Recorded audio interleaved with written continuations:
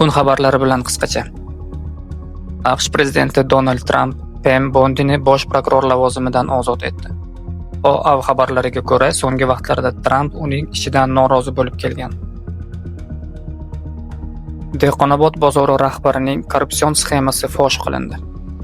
Davlat xavfsizlik xizmati hamda iqtisodiy jinoyatlarga qarshi kurashish departamenti hamkorligida olib borilgan tezkor tadbirda Dehqonobod tumanidagi bozorlardan biri rahbarining noqonuniy harakatlari aniqlandi. Tadqiqot jarayonida ma'lum bo'lishicha, mansabdor shaxs o'z xizmat mavqeyidan foydalanib, tadbirkorlik faoliyatini boshlamoqchi bo'lgan fuqaroga bozor hududida rasman hujjatlari yo'q savdo do'konini sotishni taklif qilgan. Keyinchalik u ushbu do'konni tadbirkor nomiga rasmiylashtirishni va'da qilgan va bu xizmat evaziga 80 million so'm talab qilgan. Tezkor tadbir davomida rahbar shaxs tadbirkordan 6600 AQSh dollari olgan paytida qo'lga tushirildi va bu holat ashyoviy dalillar bilan tasdiqlandi.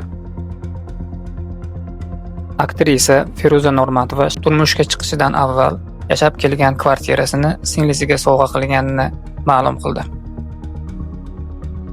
O'zbekiston va Qozog'istonda suratga olingan Amir Temur filmi Rossiya prokatiga chiqmoqda. Filmda Amir Temur rafiqasi obrazini yurtdoshimiz aktrisa Yulduz Rajabova ijro etgan.